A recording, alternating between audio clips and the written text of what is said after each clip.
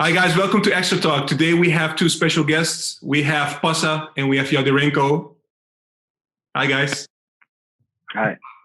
All right, so guys, today we're going to discuss some Ajax topics. You know the drill. Our viewers know the drill. We're going to talk about some things that concerns Ajax.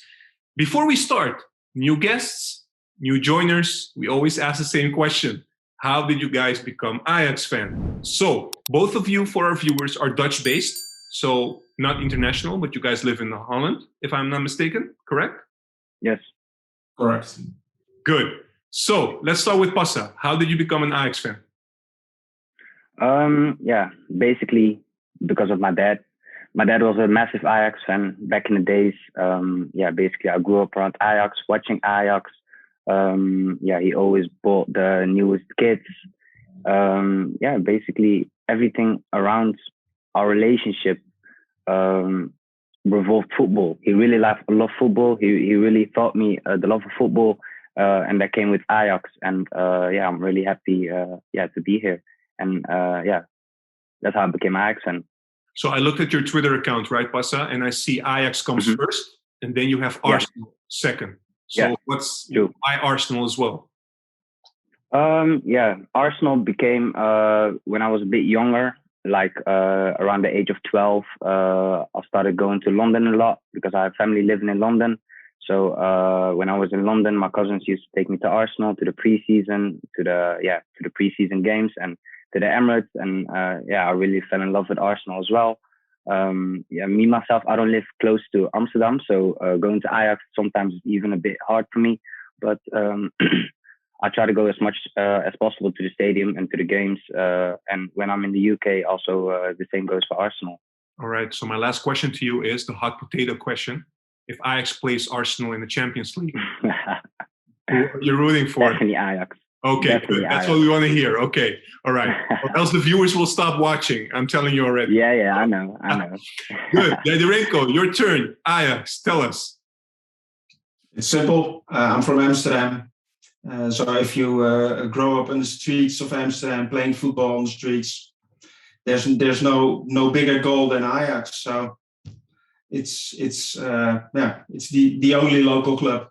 So it's really that simple. Was it a little bit like similar to Passa that you grew up really from a young age loving Ajax, or did it come later in your life? No, I think it started, as far as I can remember, 82, something like that, with the famous 8-2 in the Olympic Stadium, which I watched on TV on Studio Sport as a small boy. And if you have a club like Ajax where you grow around, then I cannot imagine that you can support any other club. So for me, it's really simple.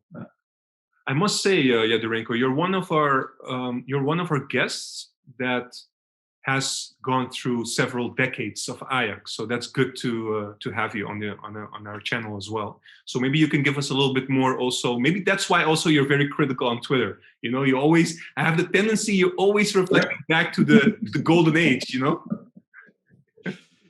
Yeah, but it's not in the mid 80s. It wasn't always good, and it wasn't always successful. But it was Ajax, and it was that the attitude on the streets was there on the pitch, and you see that nowhere, especially in that time. You don't see that. Yeah, exactly. All right, cool. All right, guys. So we're moving on. We're going to talk about Ajax. So my question to you guys is the following. There have been some rumors. We're in the preseason. Before we start talking about two names that I want to discuss with you about being rumored last week and in recent days, I just want your opinion. We're like halfway, maybe a little bit more in the preseason. We've played a couple of games. I must say some of the international players just came back, and they still have to play a couple of games.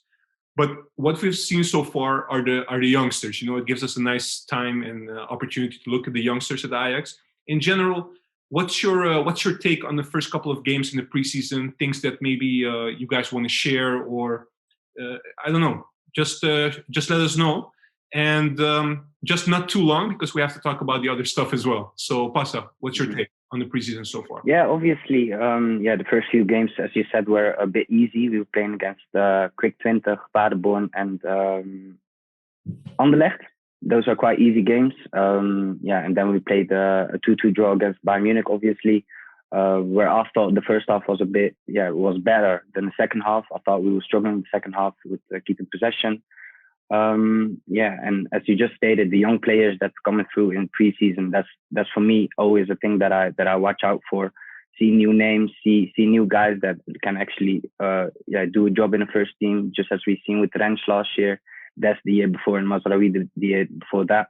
So talking about the youngsters who really caught my eye is Kian Fitz-Jim, very good midfielder, brilliant on the ball, good between the lines. I think he's a great passer as well. And besides that, who really caught my eye is Yuri Baas, the left back, young left back that came from Young Ajax as well. It was really between him and Anna Salahdin, I think, who was joining to Austria. But I think really Yuri Baas left a good impression on me in the games that he played. So overall, I'm very confident about the youngsters. Good. Jadirenko, your take? I think it's always hard to judge the preseason, because it's about getting fit, getting rhythm, getting to know each other, trying some things. So it's really hard. I've seen some good things. I've seen some things which are not so good, but we know what we got. There's stability in the team, so we just have to see if we're ready after the Johan Cruijffschaal, because then the season really begins, in my point of view. Yeah, which will be next weekend. We'll already be playing. We're starting the season, actually. So it's not too long. That's a good far away from here from now. I'm sorry? No, and that's a good test, the Johan Cruijffschaal, but it's pre-season to me as well. Because it really starts when you start the Eredivisie or the Champions League. Then it really begins. For Johan Cruijffschaal, for you, is not that important in general. No, it's ridiculous. In the timing of the season, it's ridiculous to play a cup like that, a prize, because you never know when you're really ready on that level. So I think it's ridiculous that they do it in that way. But hey, it's tradition. So yeah. You know what? You're actually making a good point. I was thinking about it today. In general, not regarding Johan Cruijffschaal, but also with the players. Some of our players are still playing international games, and we're about to start the season. Basically, that doesn't make sense to me. For that I have to also credit, as a manager, Ten Hag in general, or other managers out there, how to cope with this. It's like you're going to be looked at if you do badly during games, but then you don't have your best players because they just came in from the international games. They don't have a usual preseason, but you still have to count on them, and you have to get them in shape during the season. So, anyways, I'm deflecting a little bit, but okay, guys, let's start. Let's start with the first rumor. Antony. I'm going to start with that one. So it came from Brazil last week. A couple of rumors came that Bayern Munich would be interested in Antony. But then the rumors picked up a little. It also became a rumor in Germany. And basically what the rumor says is that Bayern Munich is interested in a winger. If Koeman leaves, then they have Gakpo and they have Antony on their list. We don't know if that's the list or the list is bigger than that. I would assume bigger. But at the same time, they think Antony would have a price tag of between 30 and 35 million euros. Let's say if this materializes, if this really might occur or become serious, what's your view or what's your take on that? 30 to 35 million, it's not peanuts, let's be honest. And I know we bought Antony for a lot of money as well. What's your take on it? Should we keep him? Should we let him mature at Ajax? Maybe he'll become better? Or are you like, that's serious money. Maybe it's good to capitalize right now, because also on the back, we bought Berghuis, and Neres is supposed to leave, but Neres still didn't leave. So there are a couple of things we can still argue about this. How do you guys view this? Personally, I think Antony is our best right winger potentially. I think he had a great first season. You could say the first half of the season was much better than the second half. But as a young boy who came from Brazil on his own, I think he scored 10 goals, 10 assists, all competitions. I think that's a okay season, okay first season, especially with the background he came from. Talking about the transfer, as you said, 30 to 35 million is a lot of money. But I personally think Antony can mature more, especially in his play. Sometimes you don't see him in games. So in that aspect, I think he can grow more at Ajax, and with the playing time he will get in Amsterdam, being much more than he will get in Munich. I think definitely for his development, it'd be better if he stayed in the Eredivisie. And I'd love to see him stay. I don't think, as I said, I think he's our best right winger in potential. And I don't want to see him leave. Simple. Fedorenko, what's your take on this one? I agree. I think you bought him for, I believe, 22 million. You bought him for a reason, to use him in the Champions League in the later stage, in the knockout stage, and put him on that stage to further his added value or value in the market. And then selling him for 10 million more as you bought him, I think that's ridiculous. So I wouldn't sell. Basically, I would say no, mature year. We're gonna have nice profit from you on the pitch, and later we can profit from off the pitch. So. All right, you guys are not coming that easy from this question. So I'm gonna be the devil's advocate right now, and I'm gonna be Antony. Okay, so I'm Antony, and I'm thinking, you know what? Listen, I had a good first season, but we still have Neres. We have Tadic on the left wing. You guys bought Bergwijn, who actually plays on the right wing and can compete with me. All right, I understand about Ajax probably saying more competition. We increase the level of Ajax. I understand all that, but at the same time, if I can compete with other players at Bayern Munich instead of with Ajax, it's still level up. I will earn more money, etc., etc. Why would I stay with Ajax? What do you guys think about that? I think, obviously you earn more money. You're in a bigger league. You're playing in the Bundesliga. But as you said, you'll be the backup. And at Ajax, I think there will be a much bigger chance that you're actually starting. I think last season, when Neres was injured, most of the time Antony was starting. And besides that, even though there are no rumors yet about Neres, there's still time left in the transfer window. Anything can happen in the transfer window. And with Neres, that can play as a left winger as well. Right now, at the moment, we got Tadic, Neres, Antony, and Bergwijn. So basically, all spots are filled right now. So talking in that sense, I'd say Antony, the best thing for him is to stay, definitely. So basically, also you're saying he shouldn't be worried that Ajax bought Bergwijn. Yeah, okay. Yeah, definitely. I don't think he should be worried, because I think quality-wise, even though Bergwijn has better statistics, obviously, I think he can grow into a much better player than Bergwijn. And I think Ten Hag believes in him as well. I think he puts faith in him, even though he's the one that, even though Antony is the one that always gets subbed off first, which he doesn't really like sometimes. But I think Ten Hag believes in him, and I think he can grow out to be a great player for us. You also agree with that one, Fedorenko? Yes. So sure. It's for a talent like that, it's a no-brainer.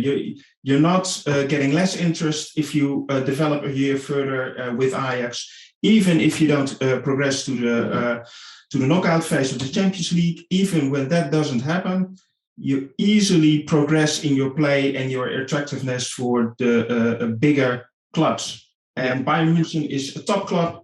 But imagine if he waits 1 or maybe 2 years, then maybe all those clubs, and then he can choose which is his favorite. Maybe at the back of his mind as well, because you guys are making good points. You should also consider that playing at Ajax opens doors. Like now he's playing Olympic games, but that's because he developed so well at Ajax this year. So there's a World Cup coming up next year. So if he would play at Ajax and he would develop even further, maybe he will come also and play at the World Cup. And maybe then not only Bayern Munich, but maybe other big clubs will come for him, and maybe we can cash maybe more money for him next summer. So you guys see that? Yeah, but it's also for the with all the agents. They're not developing their cash cow well. They cash a lot early on in the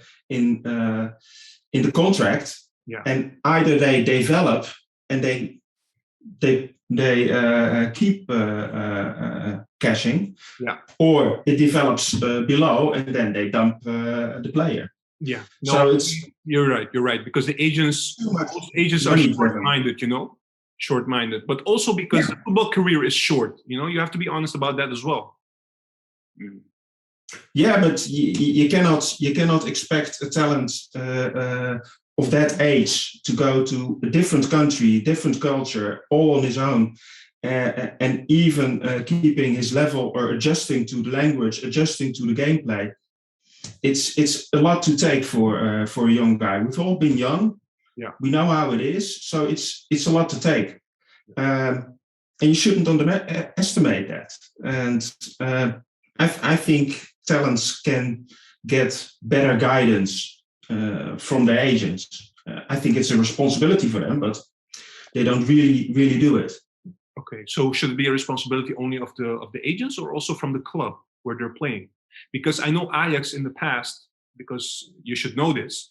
You probably read the book about Zlatan, but also there are other players that came very young, very talented, but they were a little bit left alone by Ajax, early on. Yeah. Now you see that Ajax has a different approach with the youngsters. They really try to make them feel more at home. They really stepped up in that area. Do you agree? Yeah, but still, I think you can do more, because one team manager or two team managers is not enough. You need friends. You need connection to your roots, which there are Brazilians in Amsterdam. There are Danish people in Amsterdam, etc., etc., etc. But you have to find them, and you have to know your ways. And I think in that perspective, they can make some steps still. Yeah. All right. Passa, do you want to react on that? No, I definitely agree. Definitely, 100%. All right, good. So one of the things we left out of the equation, I'm moving on to the second topic, the second rumor, is Bergwijn. We cannot ignore that one. So you started laughing. I know a lot of Ajax fans really begging every day that this doesn't happen, and we know why. It all has to do with a couple of incidents. One of the most famous incidents is when he signed with Spurs, saying that he enjoyed seeing Ajax being knocked out of the Champions League semi-final, which is not something we really appreciate. So look, it started as a rumor, but again, it kind of got picked up. It also has been a little bit confirmed by Dutch media that Bergwijn is really on the radar of Ajax, but there are a couple of complications, basically two. He will cost around 25 million. And Ajax cannot buy a player for that amount if we don't sell another player. So that's more or less a board requirement, because they always supervise these kind of things. And the second of all is that we heard yesterday or 2 days ago that Spurs is not willing to sell him. They want to keep him at Spurs. So in general, I know where Yoderenko is going with this one. Let me start with you then, Yoderenko. Bergwijn, you don't want him. Why? Is it pure emotions, or is it because you don't think he's a good player? But the question is giving the answer. Why? Why? Okay, all right. Let me be the devil's advocate again. Looking at his quality as a player, Bergwijn can play at all three attacking positions. He can play even as a striker. You can even argue he can play as a number 10. So he's so flexible. He's such a versatile player. He has speed, he has power, he has a good technique. He can take free kicks, he can take corners. I mean, this is a player with so much quality. It will add much more depth also to our squad up front. Because let's be honest, if we look at Haller right now, he's the only striker we have. You can argue about Danilo, but we don't know if Danilo is going to stay with Ajax this season yet. So who's going to be the backup? And I know some people are starting to talk about Tadic, but all three of us, not both of us, but all three of us, we know that Ten Hag is not really a fan of putting Tadic as a striker. So having Bergwijn, he can play at all three positions, even as a striker. Don't you guys see it that way? I mean, again, I know the emotions. So if it's emotions, please tell me and tell the viewers up front, no, I don't want him because I don't like the guy and I don't want the guy. But quality-wise, do you disagree with me? Me? Yeah, yes. Sorry. All shenanigans aside, I don't really care about that.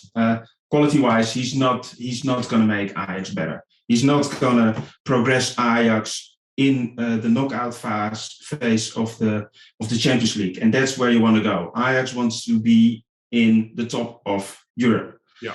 So these kind of transfers to me don't confirm that vision. Don't confirm we want to progress to the top of Europe, because Bergwijn is not that. Haller is not that.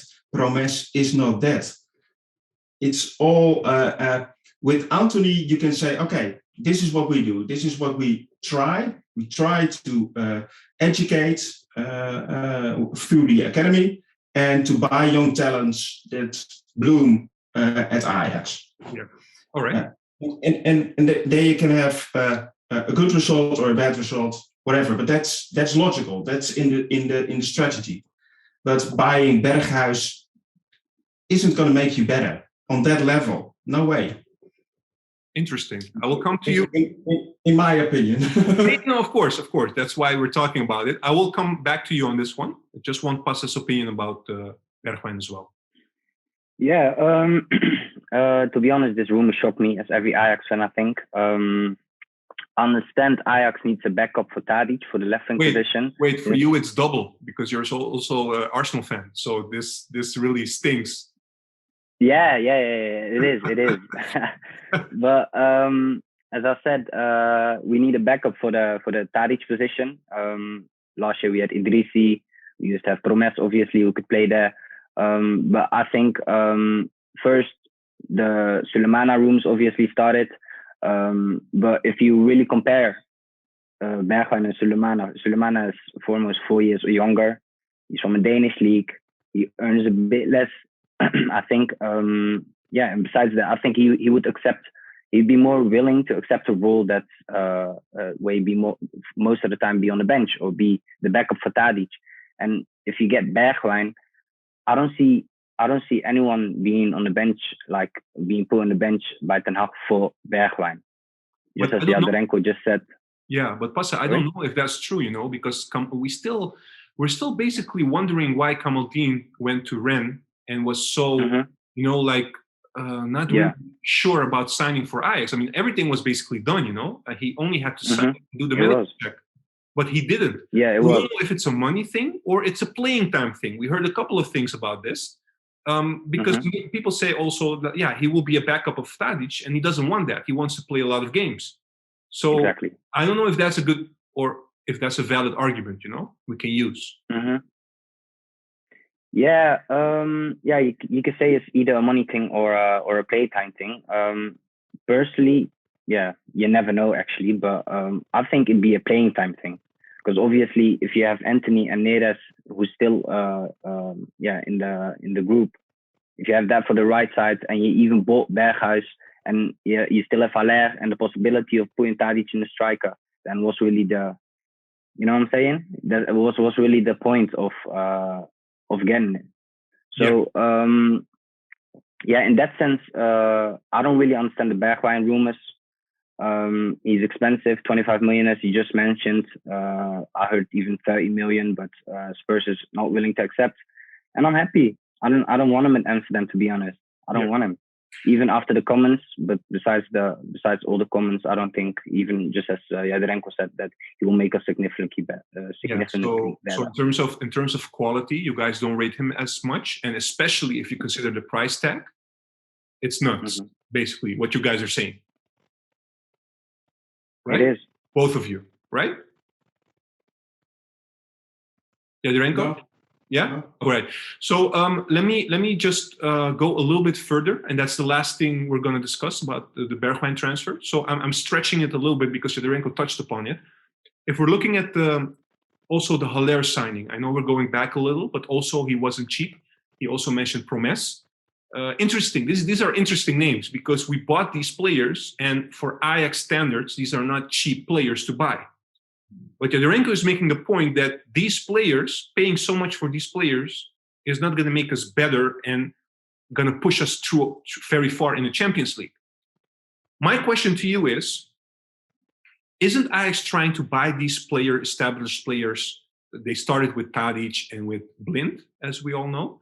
Now they're trying to develop that vision, to bring in players that are a little bit more mature, that have international experience, and that might maybe not be a star player, but at least level up the team's quality.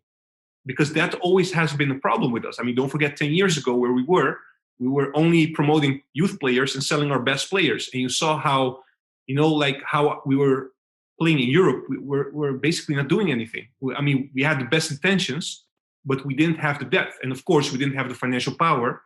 But we cannot only do it by, because if you buy a player that's young, it's not always, but it's most of the time a gamble, in my opinion, because you don't know if he's going to succeed at Ajax. So that's why maybe Ajax is also looking, no, you know what, we have to buy, those experienced players. They have a baggage. They played in different leagues.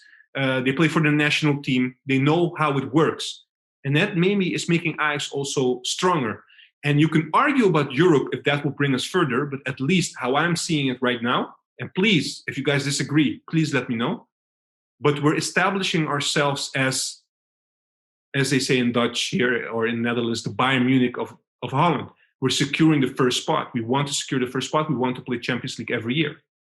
So do you guys disagree with me on this one? Please do. Please let me hear something. Okay, then I disagree. All right, tell me. Why do you disagree, Derek? Why? Now, first of all, stop with the Bayern Munich of Holland. It's Ajax Amsterdam. Yeah. Okay, good. Of Holland. Yeah. We're top tier if you look through the European history. Not only the first European Cup, but also the second and the third. So, please, some respect for us. I will never mention it again when I'm talking to you. I'm sorry. Yeah, but sometimes it gets used like it's something to be proud of. It's not to be proud of. I understand. I think. I understand. I think you should only buy excellent players, only that are super technical and add immediate value or in the future. That's where you're looking for if you add something. Workers, you must produce for yourself, in my opinion. If they're young, I don't care.